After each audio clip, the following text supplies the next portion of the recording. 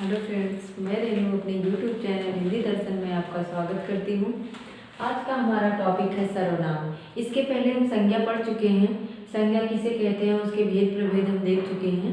तो उसके बाद हमारा कौन सा टॉपिक है, सर्वनाम। सर्वनाम किसे कहते हैं? संज्ञा, जैसा कि हमने पढ़ा था, किसी व्यक्ति, वस्तु या स्थान के नाम को संज्ञा कहते हैं। तो सर्वनाम भी उसी से रिलेटेड है जहाँ पे संज्ञा का प्रयोग किया जाता है, उसी पे मतलब संज्ञा के स्थान पर सर्वनाम का प्रयोग किया जाता है। मतलब संज्ञा के स्थान पर जिस शब्द का प्रयोग किया जाता है उसे सर्वनाम कहते हैं। जैसे कि हमने यहाँ लिख लिया है ताकि हमारा ज़्यादा टाइम वेस्ट ना हो लिखने में, तो मैंने कुछ चीज़ें पहले से लिख के रखी है। जैसे हम देखते हैं कि सीमा ने कहा कि मैं खाना बना रही हूँ। यहाँ पे है सीमा। सीमा क्या है? संज्ञा है। ने कहा कि मैं खाना बना रही हूँ। अगर यहाँ हम सीमा ने कहा कि सीमा खाना बना रही है चाहते तो हम लिख सकते थे कि सीमा ने कहा कि सीमा खाना बना रही है, लेकिन ये थोड़ा सा सुनने में अजीब लगता, सही नहीं लगता।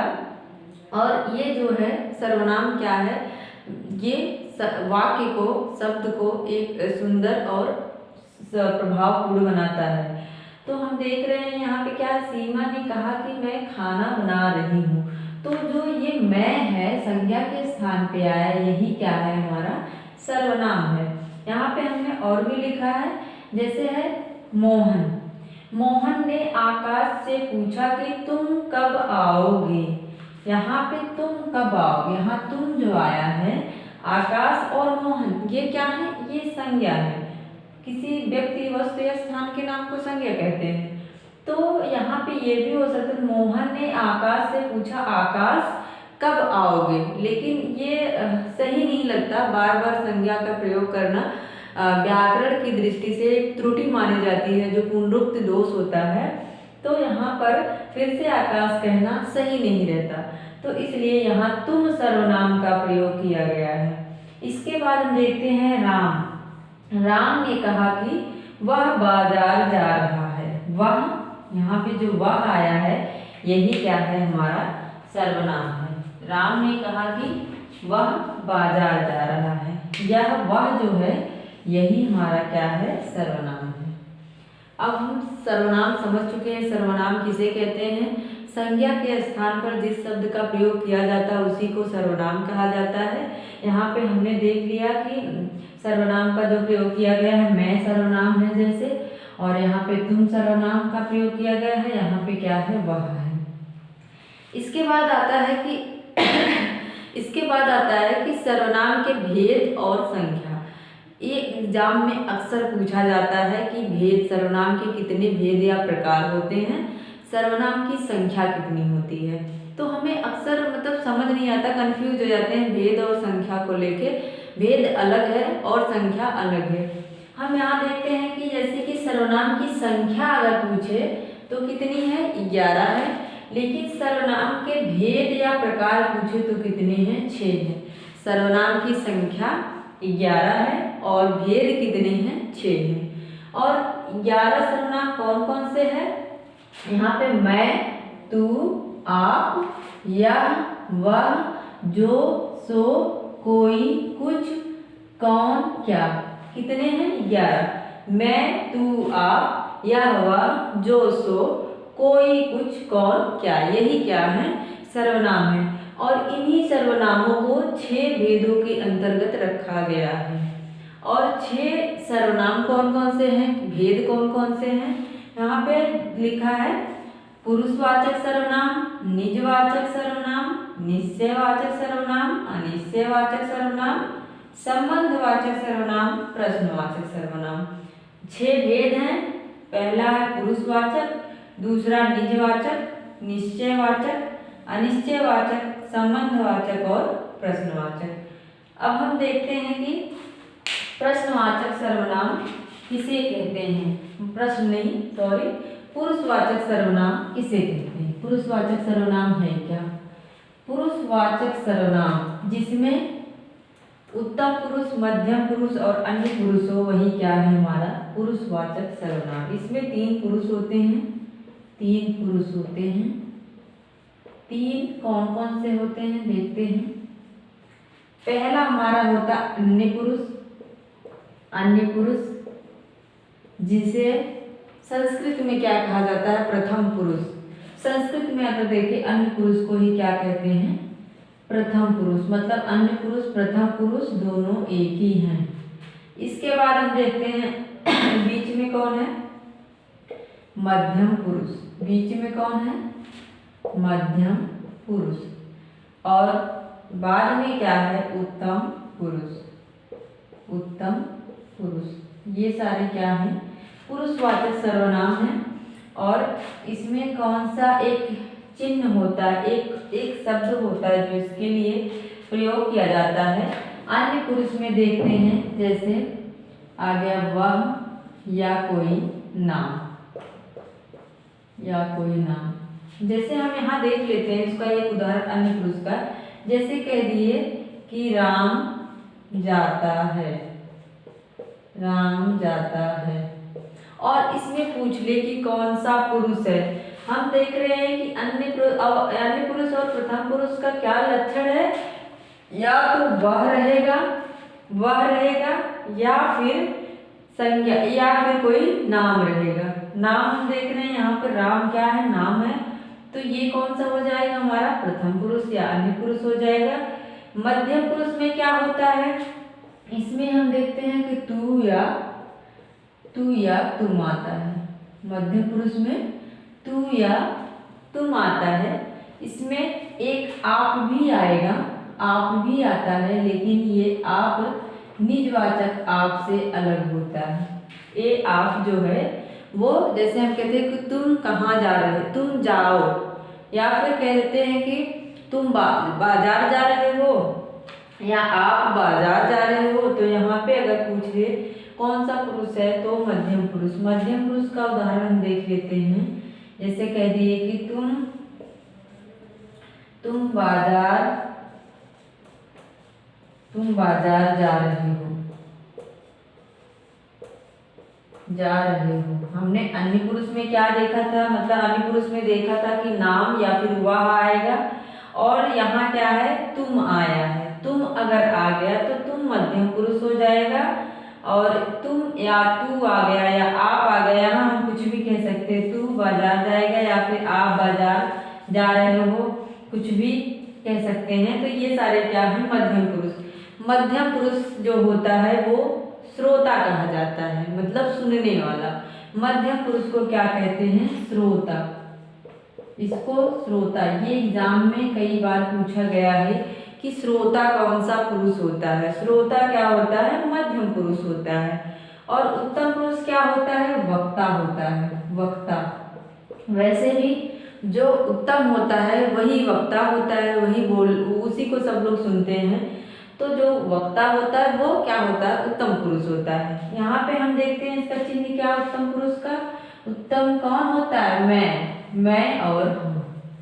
मैं और हम, ये क्या है, उत्तम है। मैं अपने आप को तो सारे लोग उत्तम ही बताते हैं ना, तो मैं और हम क्या है, उत्तम है। बाकी सब क्या है, बाकी तुम और तुम, आप, ये मध्यम पुरुष है। जो इससे इतर हैं, मतलब तू, तुम, आप, मैं, हम, इससे जो बच गया सारे क्या चले जाते हैं, अन्य पुरुष में चले जाते हैं। यहाँ पे हमने समझ लिया पुरुषवाचक सर्वनाम में कितने, 3 पुरुष हैं, अन्य पुरुष, मध्यम पुरुष, उत्तम पुरुष। इसके बाद हम देखते हैं निजवाचक सर्वनाम। निजवाचक सर्वनाम क्या है। निजवाचक सर्वनाम जो है वो स्वयं की बात करता है। निजवाचक सर्वनाम यहाँ पे हम देख लेते हैं निजवाचक सर्वनाम क्या है। यह निजवाचक सर्वनाम, जैसे कि नाम से ही पता चल रहा है कि निज मतलब स्वयं की बात करता है। मतलब ऐसा सर्वनाम जिससे स्वयं के बारे में पता चले कि खुद के बारे में बोल रहा है, तो वो क्या होता है, निजवाचक सर्वनाम। इसका जो चिन्ह होता है, या तो हम कह सकते हैं आप, ये मध्यम पुरुष के आप से भिन्न है। या फिर कह देते हैं स्वयं, या फिर कह देते हैं खुद ही, खुद, स्वयं, आप, खुद। ये सारे चिन्ह क्या हैं, ये सारे शब्द जो हैं ये निजवाचक सर्वनाम के अंतर्गत आते हैं। जैसे हम देखते हैं कि यहाँ पे एक उदाहरण देखते हैं, मैं आप ही, मैं आप ही, या फिर यहाँ कह देते हैं स्वयं ही, स्वयं ही, या फिर कह देते हैं खुद ही, खुद ही। मैं आप ही खाना, मैं आप ही खाना बना लेता हूँ, बना लेता हूँ। अब इससे हमें क्या बोध हो रहा है, हमें यही पता चल रहा है आप ही, स्वयं की बात की जा रही है, खुद की बात की जा रही है। यहाँ पे आप, वो आपकी, आप कहाँ जा रहे हैं वो मध्यम पुरुष में हो जाएगा, लेकिन यहाँ पे आप ही खुद के बारे में बात हो रही है, तो ये क्या हो जाएगा, ये निजवाचक सर्वनाम हो जाएगा। ये अक्सर एग्जाम में पूछता है, क्योंकि एग्जामिनर को पता है कि बच्चे आपको मध्यम पुरुष के अंतर्गत मानते हैं, लेकिन ये आप ही अगर कह दिया, खुद के बारे में बात हो गई, तो फिर वो क्या हो जाता है हमारा, वो निजवाचक सर्वनाम हो जाता है। इसके बाद हम देखते हैं निश्चयवाचक सर्वनाम। इसके बाद क्या है हमारा, निश्चयवाचक सर्वनाम। निश्चय ये क्या है, ये शब्द से ही पता चल रहा है, निश्चित, निश्चयात्मकता का बोध हो रहा है, निश्चयवाचक। ये क्या है हमारा, निश्चयवाचक सर्वनाम। इसमें क्या होता है, ऐसा सर्वनाम जिससे किसी वस्तु के पास या दूर होने का बोध होता है, उसी को क्या कहते हैं, निश्चयवाचक सर्वनाम। और निश्चयवाचक सर्वनाम में क्या हम ये दो शब्द को रख लेते हैं, या को हम किससे, या का प्रयोग हम क्या करते हैं, पास की वस्तु के लिए करते हैं, और वह का प्रयोग हम दूर की वस्तुओं के प्रयोग के लिए करते हैं। निश्चयवाचक सर्वनाम उसे कहते हैं जिस सर्वनाम से किसी वस्तु का निकटता या दूर की उसकी दूरी का बोध हो, निकटता या दूरी का बोध हो, उसी को हम निश्चयवाचक सर्वनाम कहते हैं। उसकी निश्चयता का, निश्चित है उसका बोध हो तो क्या कहते हैं, निश्चयवाचक। जैसे देखते हैं, कह देते हैं यह लड़की है, कह दिए यह लड़की है। अब यह लड़की है, कोई दूर है लड़की, तो उसको तो नहीं कहा जा सकता ना यह लड़की है, उसको क्या कहेंगे, वह लड़की है। मतलब निश्चित है कि वो लड़की ही है, लड़का नहीं है। तो यहाँ पे निश्चितता का बोध हो रहा है कि निश्चय है कि वो लड़की, यह लड़की ही है। और अगर दूर वह है, जैसे कह दिए वह रामू है, वह रामू है। मतलब अगर रामू दूर है तो उसके लिए वह का प्रयोग किया जा रहा है, लेकिन रामू नजदीक होता तो यह का प्रयोग यहाँ पे किया जाता। और निश्चित है मतलब कंफर्म है कि वो रामू ही है, और यहाँ पे यह लड़की है। यहाँ पे बोध मतलब निश्चयता का बोध हो रहा है, निश्चित का बोध हो रहा है, तो ये क्या हो जाता है हमारा निश्चयवाचक सर्वनाम हो जाता है। अब हम देख लेते हैं अनिश्चयवाचक सर्वनाम क्या है। अनिश्चयवाचक सर्वनाम में क्या होता है, जिस सर्वनाम से निश्चितता का बोध ना हो, कि पता ना चले कि वस्तु मतलब जो भी व्यक्ति है या वस्तु है वह कौन है या कैसी वस्तु है, उसका पता ना चले, उसका वो निश्चित ना हो कि कौन है या फिर कौन सी वस्तु है, तो वही क्या होता है अनिश्चयवाचक सर्वनाम। मतलब ऐसा सर्वनाम जो निश्चय ना हो कि वह कौन सा व्यक्ति है और कौन सी वस्तु है। तो यहाँ पे हम देखते हैं, यहाँ पे कोई कुछ का प्रयोग करते हैं, कोई, ये क्या चिन्ह है, ये अनिश्चयवाचक का है, कोई कुछ का प्रयोग करते हैं। और भी हैं, लेकिन ये जो सर्वनाम 11 सर्वनाम है उसमें से इन दोनों का जो प्रयोग है वो अनिश्चयवाचक सर्वनाम के लिए किया जाता है। यहाँ पे हम देखते हैं उदाहरण के तौर पर, जैसे कह दिए कोई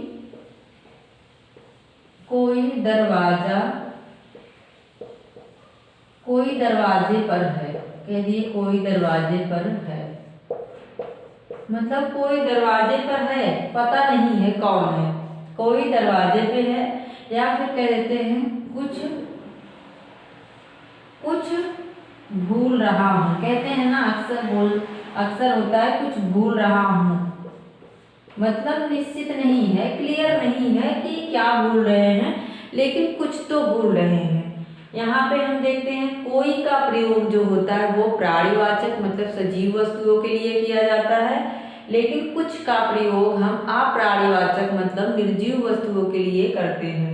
कोई का प्रयोग हम क्या करते हैं, सजीव वस्तु के लिए, जैसे कोई व्यक्ति है, मतलब कोई जा रहा है, कोई आ रहा है, निश्चित नहीं है वो क्या हो जाएगा, निश्चित हो जाएगा। और कुछ जो है ये निर्जीव वस्तुओं के लिए, ये क्या होता है हमारा निर्जीव वस्तुओं के लिए इसका प्रयोग किया जाता है। इसके बाद हमारा क्या है, निश्चय हो गया, निश्चय हो गया। इसके बाद आता है संबंधवाचक सर्वनाम। यहाँ पे क्या है, संबंधवाचक सर्वनाम। संबंध क्या है, संबंध जैसा कि इसके शब्द से पता चल रहा है कि संबंध मतलब कि एक वस्तु का दूसरी वस्तु से या एक व्यक्ति का दूसरी व्यक्ति से संबंध बताना, जो मतलब जिस सर्वनाम से एक वस्तु का दूसरी वस्तु से, एक व्यक्ति का दूसरी व्यक्ति से संबंध बताया जाए, वही सर्वनाम क्या है, संबंधवाचक सर्वनाम कहलाता है। यहाँ पे जैसे देख लेते हैं संबंध में क्या है, यहाँ हम देख रहे हैं जो सो, जो या सो, और भी हैं जैसे जो ओ भी है, जो ओ भी है, बहुत सारे हैं, लेकिन यहाँ पे हम दो इसमें से लेते हैं, जो सो। और इसके बाद एक उदाहरण देखते हैं, जैसे है जो बोले सो निहाल। कहते हैं ना, एक बहुत ही प्रसिद्ध है ये कि जो बोले सो निहाल। मतलब यहाँ पे हम क्या देख रहे हैं कि एक क्रिया का संबंध दूसरी क्रिया से, मतलब इस क्रिया का संबंध इस क्रिया से है, और उसका संबंध कौन दिखा रहा है, जो और सो। मतलब जो बोले सो निहाल, इन दोनों मतलब जो बोले, बोलने का संबंध किससे दिखाया जा रहा है, निहाल, जो बोले सो निहाल, और कौन सा शब्द है, सो। मतलब ये जो दो शब्द हैं, जो और सो, यही क्या है, संबंधवाचक सर्वनाम है। और भी एग्जाम्पल है, जैसे कि देखते हैं, जिसकी लाठी उसकी भैंस। कहते हैं ना, जिसकी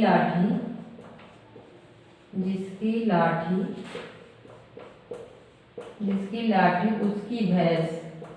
अक्सर संबंधवाचक का प्रयोग इसमें मुहावरा या लोकोक्ति में किया जाता है, उसकी भैंस। यहाँ पे देख रहे हैं क्या है, जिसकी लाठी उसकी भैंस, मतलब जिसकी और उसकी, ये क्या हो जाएगा, हमारा संबंधवाचक सर्वनाम हो जाएगा। अब इसका संबंध इससे दिखाया जा रहा है, किससे, इस शब्द से। मतलब ये दोनों जो शब्द हैं ये क्या हैं, संबंध बता रहे हैं लाठी और भैंस का, तो ये क्या हो जाएगा, संबंधवाचक सर्वनाम हो जाएंगे। मुझे लगता है ये आपको समझ में आ गया होगा। इसके बाद हमारा क्या है, प्रश्नवाचक सर्वनाम। इसके बाद हमारा क्या है, प्रश्नवाचक सर्वनाम। प्रश्नवाचक सर्वनाम। प्रश्नवाचक में क्या है, प्रश्नवाचक जिस सर्वनाम से प्रश्न की स्थिति का बोध हो, जिस सर्वनाम से ऐसा प्रतीत हो कि कुछ पूछा जा रहा है या उसका कुछ उत्तर होगा, तो उसे ही क्या कहते हैं, प्रश्नवाचक सर्वनाम। यहाँ पे हम देखते हैं कौन और क्या आ जाएगा, कौन यहाँ पे और क्या, ये दोनों क्या हो जाएंगे, ये प्रश्नवाचक सर्वनाम है। और इनका हम देख लेते हैं उदाहरण के तौर पर। जैसे कह दिए कि कौन विद्यालय जा रहा है, कौन विद्यालय जा रहा है। अब यहाँ हम देख रहे हैं कि प्रश्न पूछा जा रहा है और इसका एक उत्तर होगा, मतलब कौन कौन विद्यालय जा रहा है, जो भी जा रहा है। तो इसलिए इस दोनों शब्द से ये दोनों क्या हो जाएंगे हमारे, ये प्रश्नवाचक सर्वनाम हो जाएंगे, क्योंकि इसी शब्द से प्रश्न पूछा जा रहा है। इसके बाद देख लेते हैं, क्या आप खाना खाएंगे, क्या आप खाना खाएंगे। अब इसका उत्तर हाँ या नहीं में कुछ भी हो सकता है। क्या आप खाना खाएंगे, तो ये क्या जो है वो क्या हो जाएगा, प्रश्न, मतलब ये प्रश्न सूचक शब्द है, इसलिए ये क्या हो जाएगा, प्रश्नवाचक सर्वनाम। इसी शब्द से प्रश्न पूछा जा रहा है, इसलिए यही क्या है, हमारा प्रश्नवाचक सर्वनाम है। मुझे लगता है आप लोगों को अच्छे से समझ आ गया होगा। सर्वनाम किसे कहते हैं, संज्ञा के स्थान पर जिस शब्द का प्रयोग किया जाता है उसे सर्वनाम कहते हैं। सर्वनाम की संख्या पूछता है तो संख्या कितनी है, 11 है, लेकिन भेद कितने हैं, इसमें भेद या प्रकार दोनों एक ही हैं। भेद कितने हैं, 6 हैं। कौन कौन से हैं, पुरुषवाचक सर्वनाम, निजवाचक सर्वनाम, निश्चय, संबंध, प्रश्न। मतलब जो पुरुष है वो क्या है, निज है, निज के बारे में सोच रहा है। निश्चय नहीं है, अनिश्चय भी है। संबंध बनाता है तो क्या होता है, प्रश्न उठता है, मतलब संबंध बनाया, प्रश्न उठा, तो यही सारे से क्या हो जाएंगे, 6 सर्वनाम हो जाएंगे। और हमने देखा था पुरुषवाचक सर्वनाम में 3 पुरुष होते हैं, अन्य पुरुष, मध्यम पुरुष, उत्तम पुरुष, जो पुरुषवाचक सर्वनाम के अंतर्गत आते हैं। तो आप लोग अच्छे से समझ गए होंगे। मुझे नहीं लगता कि इससे बाहर कोई भी प्रश्न पूछा जाता है। तो अगर मेरा वीडियो आप लोगों को अच्छा लगा हो तो प्लीज़ शेयर करिए, सब्सक्राइब करिए, लाइक करिए, तो जिससे मुझे प्रोत्साहन मिले और मैं आप लोगों को और अच्छे तरीके से पढ़ा सकूं। धन्यवाद दोस्तों।